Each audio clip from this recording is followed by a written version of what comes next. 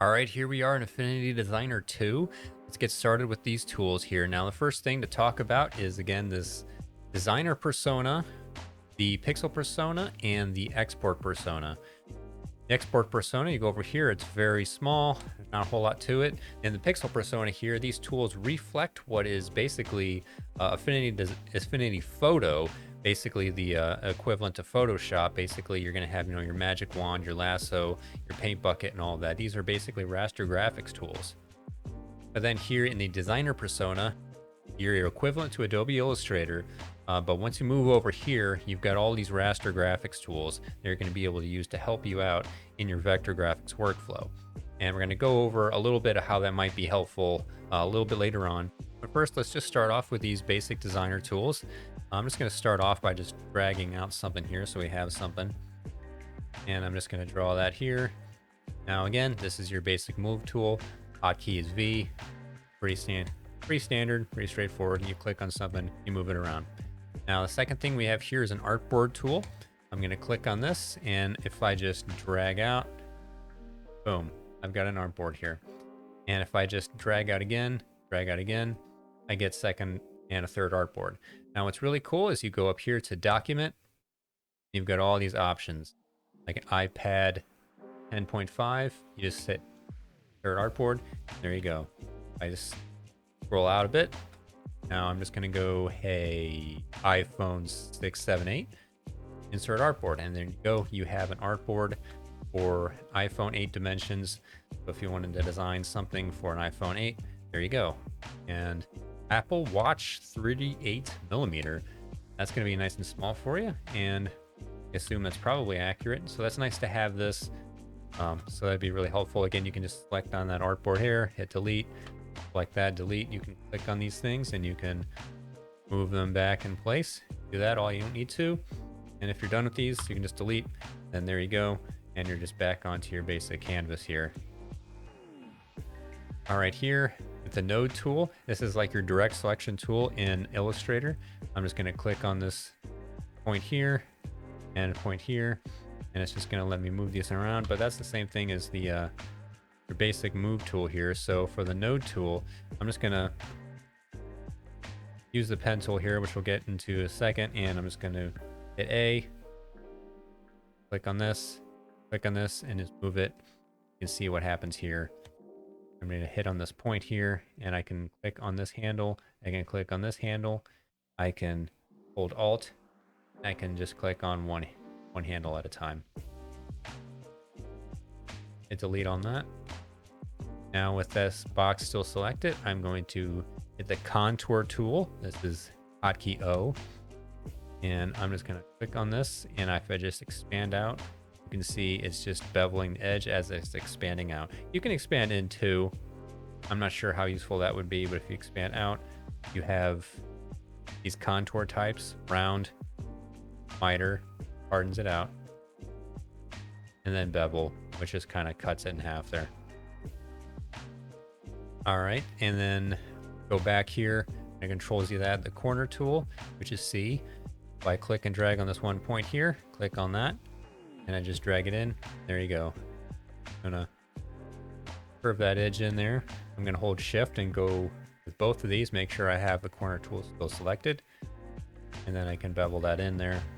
And I still have these circle things here. I still have them active, so I can just bring them back in if I didn't like that amount. And you know what? I still have this radius here. So if I just go back over here, go to here, select on this, I can just do it here. I can just type in the amount, say 200, and just see what that does. All right, now let's go back to that pen tool. Used it before already, but just, click, click, click, then click and drag, and you get these handles for a curved one. You can drag, click and drag, click, and then close it. Gonna go back to V, and you've got the fill up here. Just click on that. Select your color. You've got your stroke up here. Select your stroke color. I can select my stroke size, width, what type of cap you want. If I want, round cap, butt cap, square cap, type of join, round join, bevel join, miter join, align stroke to center, align stroke to inside, align stroke to outside. Get the idea. You got all your tools here. Now let's just bring that down. Again, you can just go hit A, go into the node tool. You can just move this, move this, move this, move this. And again, if I just go click on one handle, it moves them both. But if I hold Alt, it'll do them both. But now, let me delete this and do that again. And now again with the pen tool, click, click, click and drag, click, click and drag. And now let's say I still want to adjust this handle while I'm still clicking without clicking off the pen tool. If I click on Alt, it's not going to do anything. If I click on Shift, it's not going to do anything. If I hit Control, you see what happens is it gives me the node tool. So while I'm holding Control, suddenly I can do this, I can do this. If I let go of it, I get the pen tool back and I'm still drawing. So I can go back in here, click in here, move this, this. And then if I, while still holding Control, then hit Alt, then I can do this. Because again, when I have the node tool and I hold and I'm doing this regularly, like if I hold Alt, it makes it so that I can split the Bezier up in half and just do one handle at a time. The same principle works. If I just go back here, click and hold, if I hold Control, it's just giving me the node tool. But then if I hold Alt, I can break that up and continue to work like so. Hopefully that helps. Vector brush. Now what's cool about this is that unlike a raster brush like Photoshop, Affinity Photo, you draw out with a brush, still vector. So again, node tool, you hit A or just go click it and you still have these handles here. This is all live. Again, I can just do this. Again, if I hold Alt, I can break one off, break this off. Oh, here you grab it. I can click on one, I can delete it, click one, delete it. Now underneath that, vector brush, pencil tool. It's going to be, again, similar to the pencil tool in Photoshop. Again, it's vectorized. It's still working like so. Delete that. Now the knife tool, let's bring some more shapes back out here. I'm going to click on this and knife tool. It's K as well. It's a hotkey. And I'm just going to click, left click and drag, left click and drag, left click and drag. Now if I select on this, move it out, move it out, move it out. It's been cut up into multiple pieces there. Pretty simple enough. Now let's go back to K. If I hold Shift and do this, I get a straight line. Make sure you have it selected. Shift, K, straight line. Like this, K, hold Shift, drag across, straight line. That can be very useful for you. Now I'm going to go ahead and do this. I'm going to pen tool. Just to demonstrate something here. There is a scissor tool nested inside the knife tool. Like in Illustrator, there are separate tools here. Knife tool, the scissors tool. You just go up to it and it just becomes the scissor tool. You just go there, click. And all it's doing is just, you click there, see it just created an anchor point there. Now if I just go to my node tool, click on this, see it's actually been cut there. We can do this. You can do whatever you need to do that way. And I can cut these things up all I want. Okay, next one, we've got the fill tool. Again, this is a vector fill. So let's just bring out another rectangle here. If I click on this, now by default, it's solid. As soon as I click and drag, it knows I want a linear gradient basically. So I go up here, I've got a gradient on, and I've got all my features here that I need to get started. I can just click on here. This is just like Adobe Illustrator. I can click, add a point here, add a point here. Oh, it's way more convenient than it is in Illustrator, in my opinion. One of my biggest complaints about Adobe Illustrator is that I find for some reason it's just very clunky trying to add and take away, or specifically to add on to colors to the gradient. For some reason, you can't just like, I kind of want to just double click on these things and just add something. Well, here they've got this color feature literally right underneath it. Click that, click that. There you go. Click on this one here.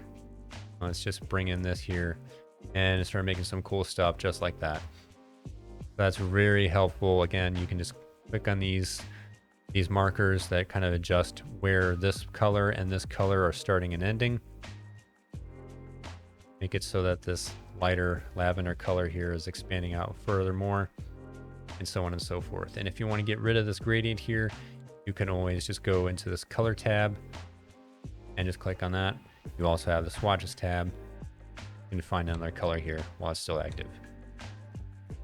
Again, whoa, go back to your fill tool, drag it out again. Now, one thing that's great about this fill tool is you notice you still have this line here. It's still active, so I can just go here, click on this, move this here. Oh, here you get it. And then there you go. And I can even move it like this, move it like this, move it like this. All of the stuff that I was doing here, you've got here. I can just click on this here, click on this here, move this here, move this here. But you know, if I want to change my color, go in here, you've got all that going on here. Here with the appearance panel, you can just click on here, this one here, click on this guy here. Again, change this, maybe change this. Again, I can just, if you want to, you can just move it here. Might be more intuitive for you. You might prefer doing it over here. You might prefer doing it over here. You got options. It's very convenient. So I always felt in Illustrator that it was always weird. I always felt like I had to create a swatch, and I had to take a swatch and I had to like drag the swatch into this gradient thing here. Well, here you've got the color right here. It's so nice and convenient. It's more intuitive to me, in my opinion. Okay. Now again, if you want to get out of that, all you got to do, click on there, and you got yourself a solid color again. Okay, so after that, intuitively, the next one we have is the transparency tool.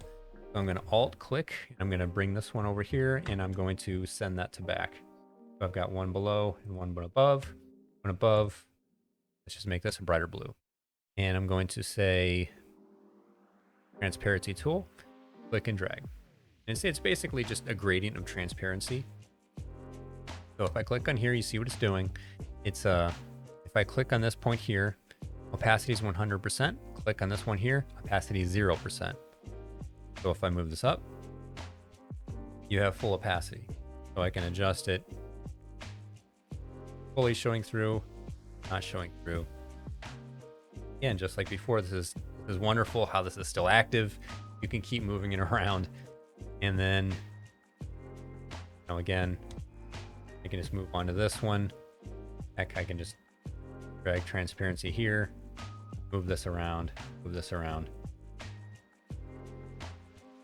Yeah, transparency tool. And again, that is Y is the hotkey for that. Now let's just click on these things, delete here. All right, now place image tool. So I'm just going to open up something from my hard drive here. It's 3D modeling graphic here. It's really that simple. You just click it, opens up your browser, find an image, you place it in here, and voila, there you go. Now, right underneath that is the vector crop tool. Now let's click on that and see what that does. I'm going to click on this outer edge here, and I'm just going to crop it in. Simple, right? Now, if I click on here on the outer edge, we see this four-pronged arrow in all four directions. I'm actually moving that crop. Move that up here, move it like so, put it in, adjust it like this. And now if I click in here, four-pronged arrow, move it over here, I'm actually moving the image at this point. Again, if you don't know what you're looking at, just over here, you'll see here in the layers panel, you've got the image right here, you've got your cropping mask here. see by the preview that you're actually moving the image. You do that. If I go here, if I click on the outside, I'm actually moving the crop. Here, I'm actually moving the image inside. Pretty cool stuff. All right. Now we've already clicked the rectangle tool, which is M a few times. M. And it'll just kind of, if I hit M multiple times, you'll see it cycling through these. Here you've got like all these extra things. You've got a star tool. Pretty self-explanatory. You can just go through here. One thing I will point out at the bottom, got a cat tool. I bet you didn't know that Affinity Designer has a cat tool. I don't know why it has a cat tool. Let me know in the comments why it has a cat tool. But now you know. And knowing's half the battle. All right, let's move on. The Shape Builder tool. Probably my favorite tool in vector graphics software. Before the Shape Builder tool existed in Adobe Illustrator, I definitely found Illustrator's workflow to be a bit frustrating because you had to pathfinder everything. You would have to, if I drag out this rectangle, drag out this rectangle, and just for example's sake, I'm not going to get into it. I'm just going to select these. I'm just going to go over here. I'm going to click this button. And you always had to know, to subtract things, you always had to know like what was on top, what was on bottom. And it was just kind of a clunky workflow. And I always just felt like I was moving things forward, moving things back. And I was always getting frustrated. I had to go into the layers and be like, all right, where am I? But then once you get a Shape Builder tool, you don't have to worry about that. So I'm just going to select both of these, Shape Builder. And all I got to do is just click and drag, move these. They're all selected and hit enter. And there you go. You added them together. Move a few of these out. Add some other ones. Let's just change the colors just for example's sake. Up there. Change color here. Here. And select all these things here. Shape Builder, which is also S, by the way. Hold Alt so you get the minus sign there, and just click there, and just like that, you're subtracting things out without having to worry about what's on top, what's on bottom. You can just move. It's so much faster, so much more intuitive. You don't have to worry about anything like that. So, love the Shape Builder tool. Definitely a bit of a game-changing tool for me. For the most part, I definitely say that, you know, these are just tools. For the most part, you're the designer. The tools are just there to help you, but sometimes there's a tool like the Shape Builder tool which can really just transform your workflow. And over here for the text tool, I got artistic text, and I'm just going to click to say text, and I'm going to change this to 222 size, and I've got your basic features here. Like, let's change this to Adobe Jensen Pro because I like that font a little bit better. And let's change it to semi-bold display, I should say. And you've got your basic settings here. I won't get into that too much. If the artistic text is the type where you just click, just say, you know, hello, whoa.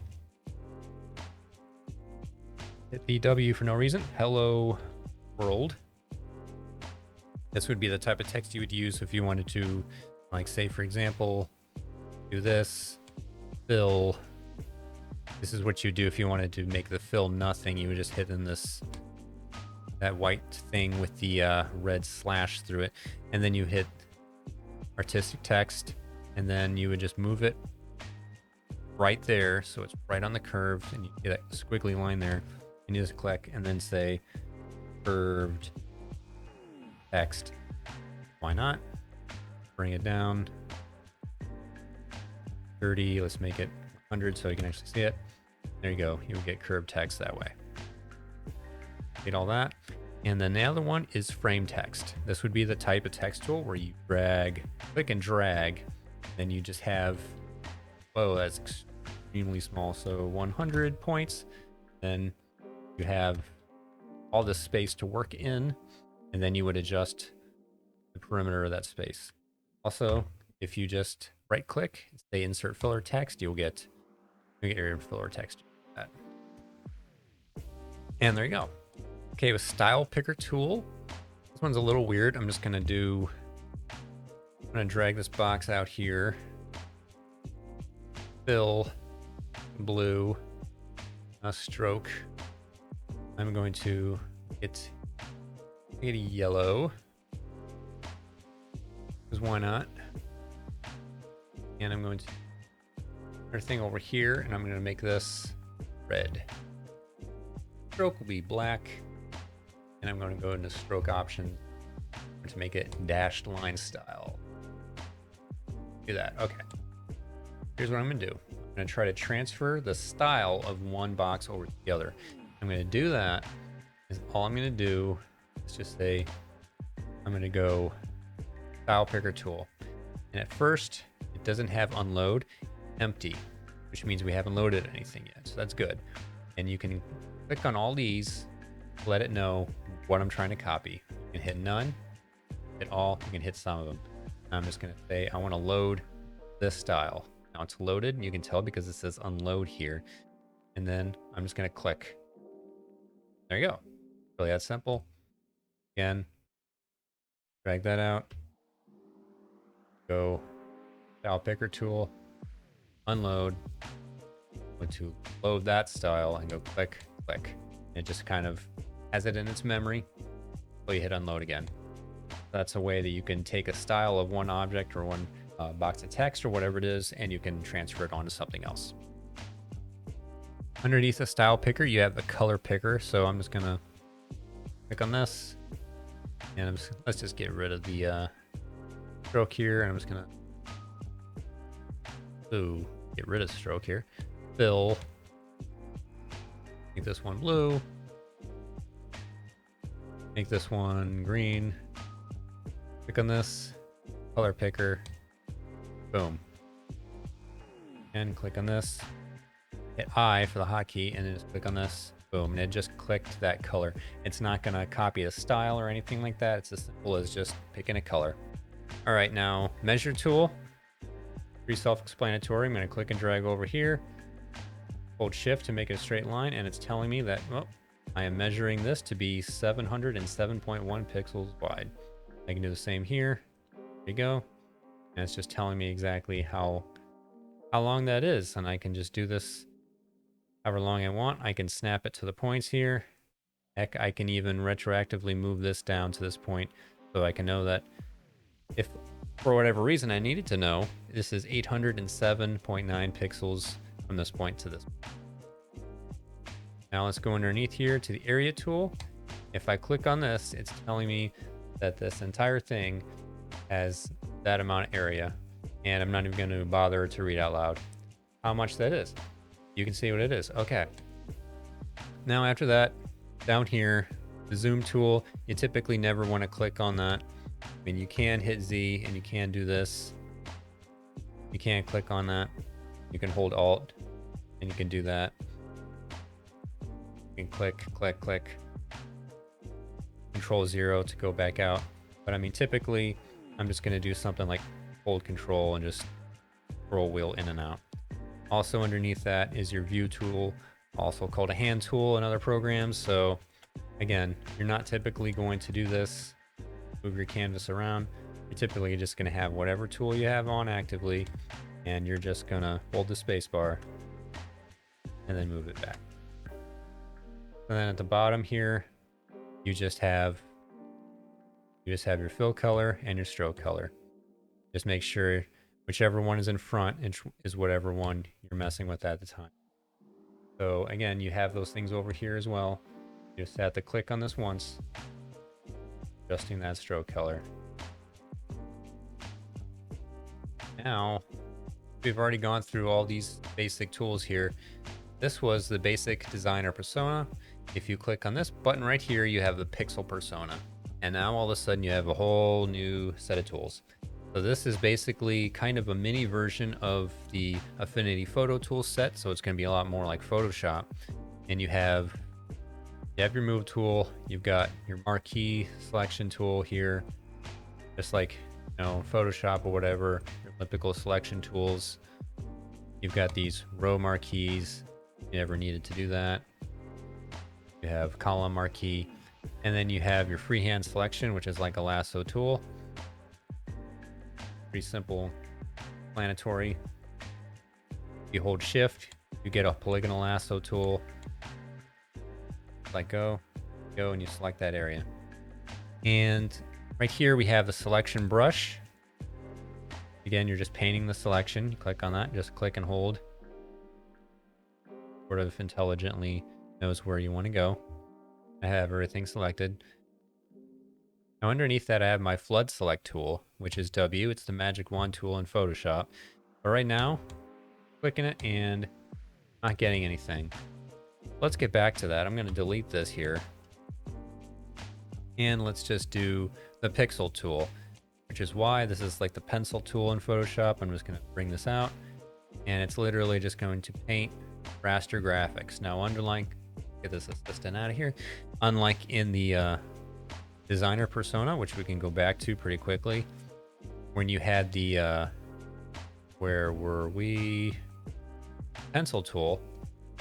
This thing is vector, so you get these points there. If I hit A, go into the node tool, these are all still active. This one right here, this is raster, so it's a pixel layer. Whereas this one, the curve layer, this is a pixel layer. If you want to make a curve layer, a pixel layer, you can right click and hit rasterize. And now it's just a pixel layer, like anything else. Now let's just go back to the pixel persona. Now I'm going to do flood select tool, and now I can select that. Because basically it has to be a regular pixel layer in order for that to work. Paintbrush tool, this is pretty self-explanatory. This is just like a regular paintbrush, any basic raster painting program. I'm gonna change my color here to a red. Pretty self-explanatory. You've got your opacity up here. You can bring that down. I'm just using a mouse today, so get any pen pressure stuff. I'm not going to get too much into that. You've got your flow. You've got your hardness. You want to bring the hardness all the way down. You can do that so it's super fuzzy on the edges, or bring the hardness up. Very hard and crisp and clear. I'm just going to go ahead and delete the stuff here. And then you've got an erase brush tool. Now, yeah, sure, we can just do the regular painting here. Assistant here. And then hit erase, and it works just like it would Affinity Photo or Photoshop. And now, let's do something interesting here. Let's go back over to the designer persona here. And this is where I really like this, because, you know, why would you need to have this pixel persona in a vector program? What's the power of this? Well, I just take out this vector shape here.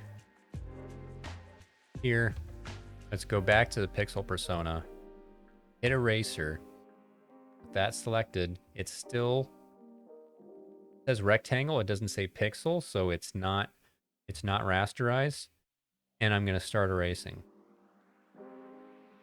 See what's happening here is that it created a mask. And automatically, I didn't even have to hit the mask button. It just created a mask.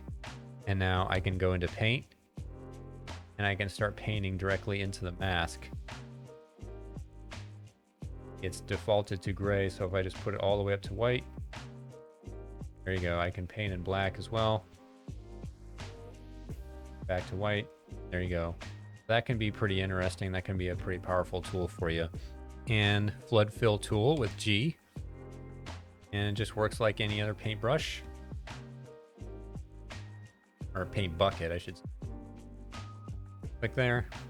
Pretty self-explanatory. If I were to take my, not the lasso, it's the freehand selection tool in this program. So if I just have that area selected, flood fill, give it a different color, there you go. It just fills in that selection. Again, pretty self-explanatory. Now you've got some of these dodge, burn, smudge, and the blur. These all work the same way they would in Photoshop and Affinity Photo. So if I'm just gonna, let's go back to the designer persona, place image tool. bring back this 3D modeling image here. Like that, go back over to Pixel Persona.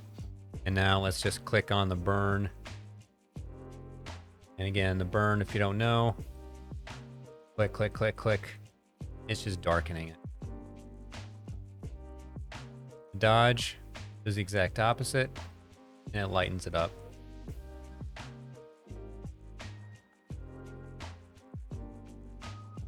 The blur tool does exactly, you guessed it, it'll blur things out.